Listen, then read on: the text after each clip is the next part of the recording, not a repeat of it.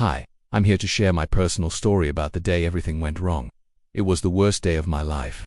It was the day I lost both of my parents in a car accident, an accident that should never have happened. And for the next 5 years, it felt like every single day was just getting worse and worse and worse. For me, the hardest part of losing my parents wasn't even the funeral or the grief. It was dealing with their killer and the legal system.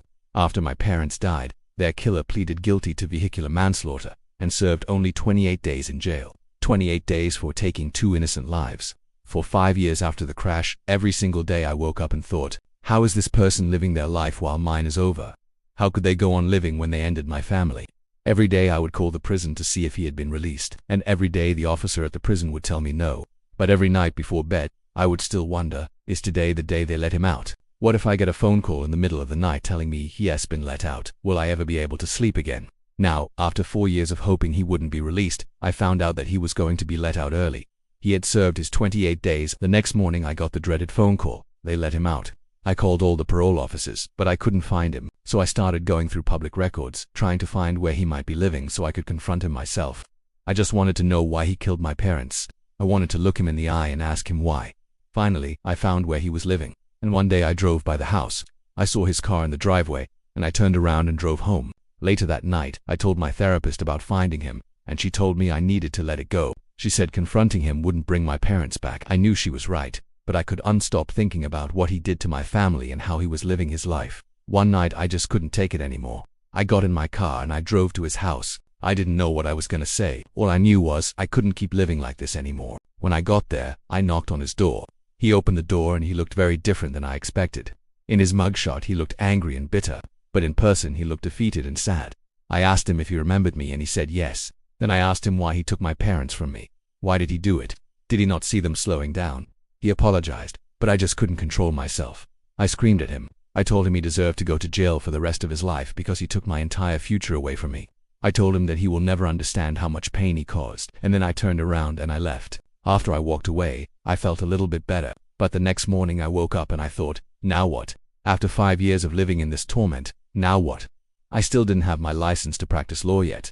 I just graduated from law school, but I knew that this man would probably end up suing me for stalking and harassment. And I also knew that I didn't have the money to hire a lawyer, so I knew that if he sued me, I would lose. A few weeks later I got the lawsuit and I panicked. I tried to tell my friends and family about it, but they all said that I brought this on myself.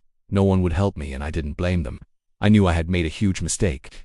I called the courthouse and I told them I didn't have enough money to hire a lawyer. They told me to go to the courthouse and fill out some paperwork, and I would get a public defender. So I drove to the courthouse and I filled out the paperwork. Then I waited for someone to call me to represent me.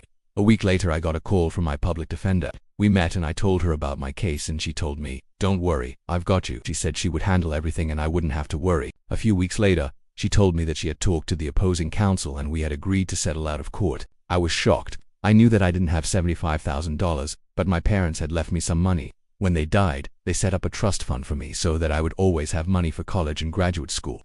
I had used some of that money to go to law school, but I still had money left. I told my public defender that I didn't have that much money left in the trust. I told her that I really didn't want to pay him anything. She said, don't worry, we'll work something out. A week later I got a phone call saying that they were going to garnish my wages. I called my mom's brother, who was my guardian, and I told him that they were garnishing my wages. He was furious. He called them and told them to stop immediately. He said, who does this girl think she is? My sister thinks she's a millionaire. She owes this man $75,000. Well, he sure as hell doesn't owe her any money. He already paid his debt to society. So I begged my uncle to pay this man and let me pay him back. But he said no. He said that if I owed this man money, then I should pay him myself. So I worked as a waitress and saved every penny that I made until I had $75,000. And then I wrote him a check and sent it to him.